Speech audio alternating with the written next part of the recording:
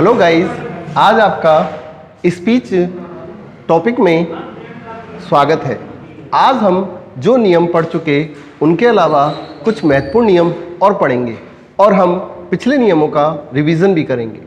आज हम ये पढ़ने वाले हैं, यदि RS का जो वाक्य दिया जाता है, जो कि सबसे बड़ी पहचान इन्वर्टेड कॉमाज में आता है, यदि ये दो वाक्यों में विभक्त किया गया हो, अर्थात RS का वाक्य यदि दो वाक्यों में आए तो हम दोनों वाक्यों के भाव अनुसार सेड या सेड टू में परिवर्तन करते हैं और उसको दिए गए भावों के अनुसार परिवर्तित करके हम लिखते हैं।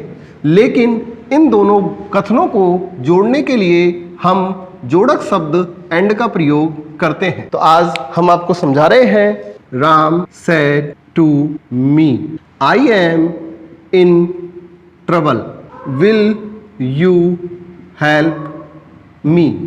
आज हम इस उदाहरण में देख रहे हैं कि हमारा रिपोर्टेड स्पीच का जो वाक्य है वो एक सेंटेंस नहीं बल्कि दो सेंटेंस लेकर आया है।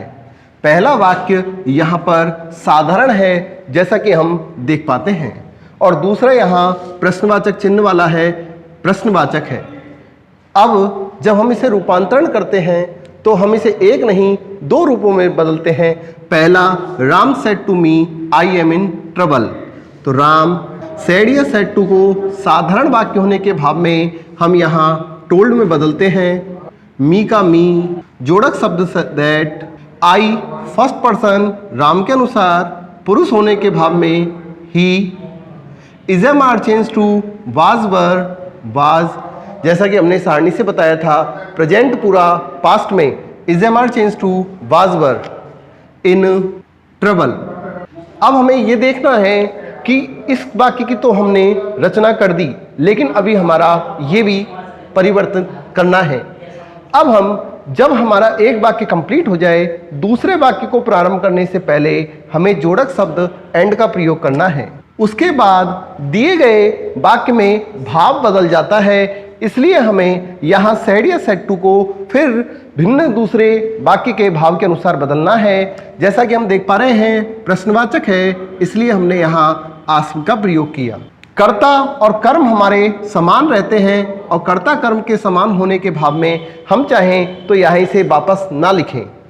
यहाँ बात करें हम सेड या सेड टू के परिवर्तन के बाद जोड़क शब्द की, विल से शुरू होने पर यह प्रश्नवाचक सहायक क्रिया वाला है, इसलिए जोड़क शब्द इफ का प्रयोग किया गया। दिए गए वाक्य को प्रश्नवाचक है इनडायरेक्ट बनाते समय हम साधारण में बदल देते हैं।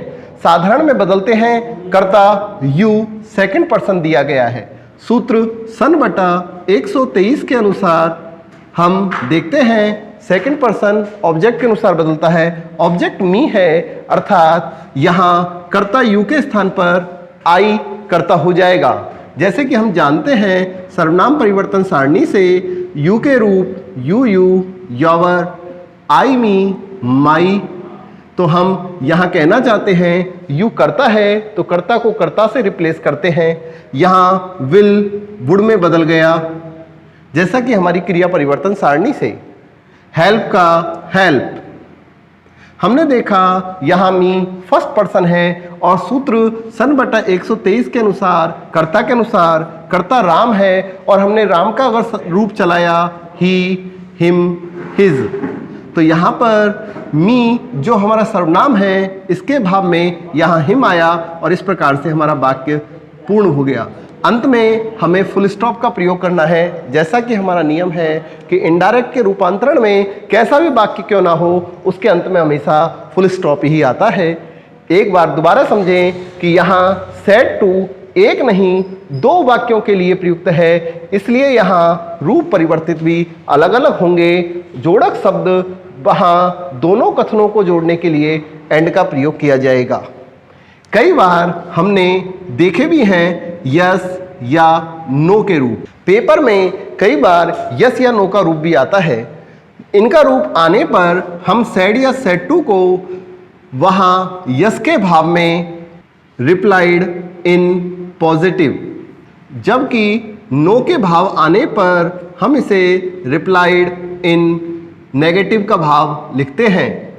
यदि पेपर में यस आए तो तो हम सेड को या सेड टू को रिप्लाइड इन पॉजिटिव या रिप्लाइड इन नेगेटिव, नेगेटिव का भाव आने पर लिखा करते हैं।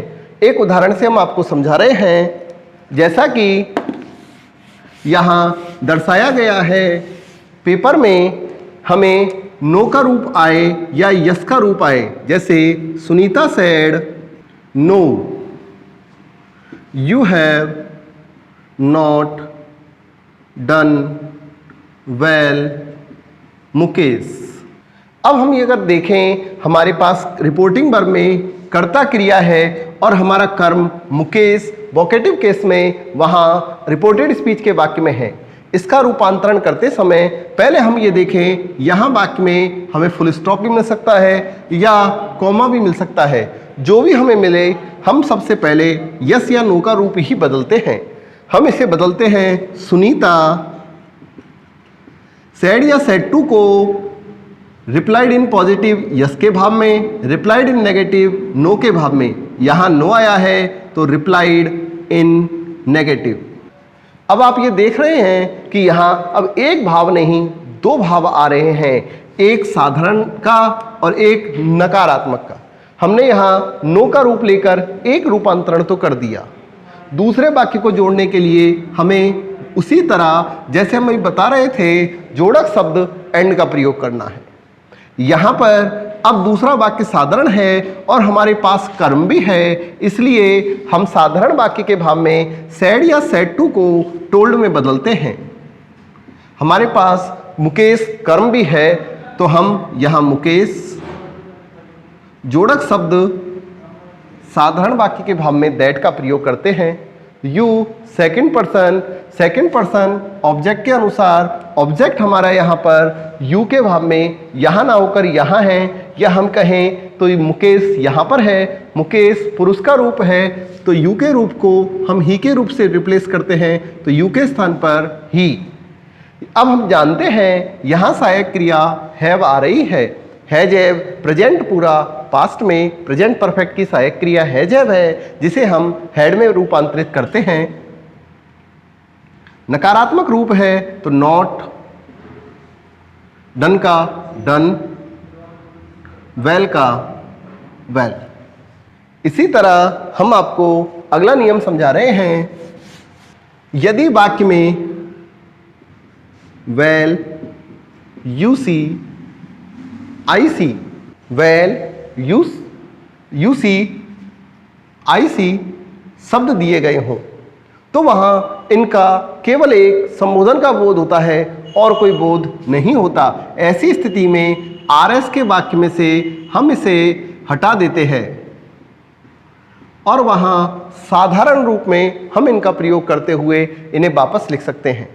अर्थात कहने का तात्पर्य है ये शब्द तो आर एस की वाक्य में आने पर हटते ही हैं, लेकिन जो भाव दिया गया होता है उस रूप के वाक्य का रूपांतरण हम करते हैं। जैसे कि टीचर सेड, वेल राम, नाम का पहला अक्षर कैपिटल भी लिख सकते हैं, well Ram, children must be controlled. Teacher said, teacher ने कहा वेल राम, बहुत अच्छा Ram, children must be controlled.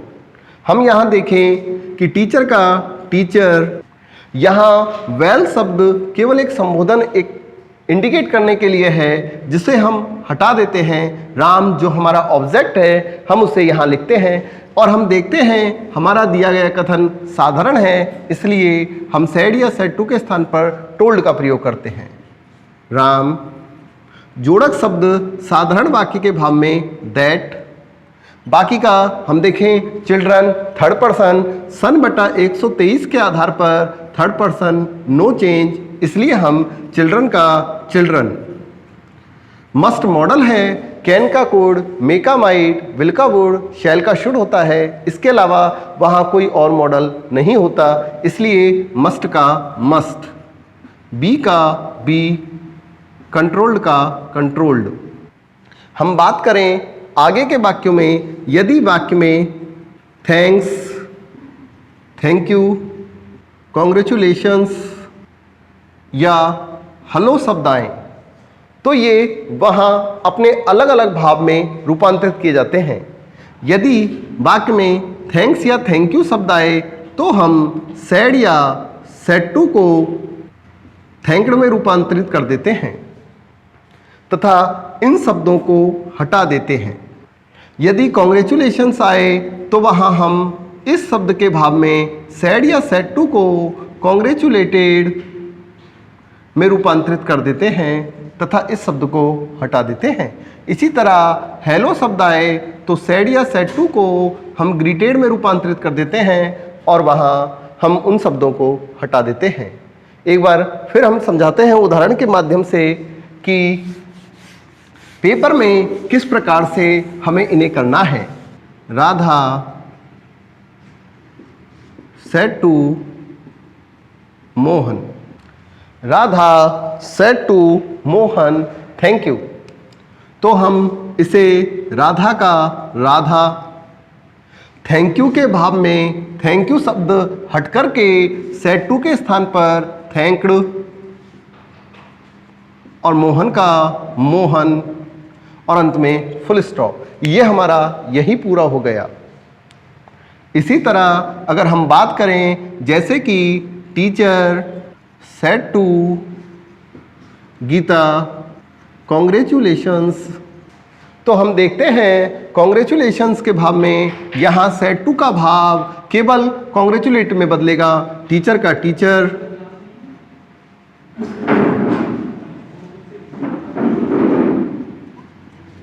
Congratulated Gita और यहाँ अंत में फुल स्टॉप लग जाएगा। इसी तरह यदि हेलो शब्द आए जैसे कि हम समझ पा रहे हैं यहाँ एक उदाहरण के माध्यम से कि हेलो आने पर हम इसे ग्रीटेड में बदलते हैं। जैसे कि Murari sad hello you have paid the bill Suresh. हम देख पा रहे हैं मुरारी का मुरारी हेलो शब्द के भाव में हम सैड या सैड टू को ग्रीटेड में बदलेंगे, लेकिन हम ये देखते हैं कि हेलो शब्द तो यहाँ चला गया लेकिन एक दूसरा वाक्य और फिर दोबारा शुरू हो गया। इसलिए हमें जोड़क शब्द एंड का प्रयोग फिर करना होगा। यहाँ हमारा ऑब्जेक्ट सुरेश दिया गया है, साधारण वाक्य का भाव है तो सैड या सैड टू दोबारा टोल्ड में बदला। सुरेश जोड़क शब्द दैट, यू सेकंड पर्सन, हमारे सूत्र सन बटा 123 के अनुसार ऑब्जेक्ट के अनुसार यहाँ सुरेश पुरुष है इसलिए he has change to had paid the bill और अंत में फुल स्टॉप। तो इस तरह से हमारे यहाँ पर अधिकांश उदाहरण बताए हैं। अब हम आपको अंतिम लास्ट कुछ और उदाहरण बता रहे हैं जिनमें आजकल के संबोधन के अनुसार हम गुड मॉर्निंग, गुड आफ्टरनून या गुड इवनिंग कहते हैं। हम सभी जानते हैं कि यदि हम किसी व्यक्ति को मिलते हैं तो जनरली हम सुबह के भाव में गुड मॉर्निंग शब्द कहते हैं, गुड इवनिंग, गुड आफ्टरनून। तो ये प्राय हमारे इच्छा को दर्शाने वाले भाव होते हैं। तो ऐसी स्थिति में हम सैड या सैड टू को वहाँ विस्ड में बदलते हैं और हम इन शब्दों को नहीं बदल करके पुनः लिख देते हैं, अर्थात इन्हें हटाते नहीं हैं, पुनः लिख देते हैं। जैसे कि students said to teacher good morning. तो हम यहाँ देख पाते हैं स्टूडेंट्स शब्द करता है यथावत सेड टू के रूप में गुड मॉर्निंग शब्द आ रहा है इसलिए हम विस्ड का प्रयोग करेंगे। टीचर का टीचर और हम इस शब्द को हटाएंगे नहीं बल्कि पुनः एक वाक्य के रूप में वापस शब्दांशों के माध्यम से लिखते हुए अंत में फुल स्टॉप कर देते हैं। लेकिन जैसा कि हम जानते हैं good morning, good afternoon, good evening के भाव में तो विस्ट आ गया, लेकिन कुछ ऐसे शब्द भी हैं जैसे कि गुड बाय या गुड नाइट। वहां गुड बाय या गुड नाइट आने पर सैड या सैड टू के स्थान पर हम विस्ड शब्द का प्रयोग नहीं कर सकते, क्योंकि वहां इनके भाव में बेड का प्रयोग किया जाता है। बेड मीन्स विदा लेना, बिड, बेड, वेट।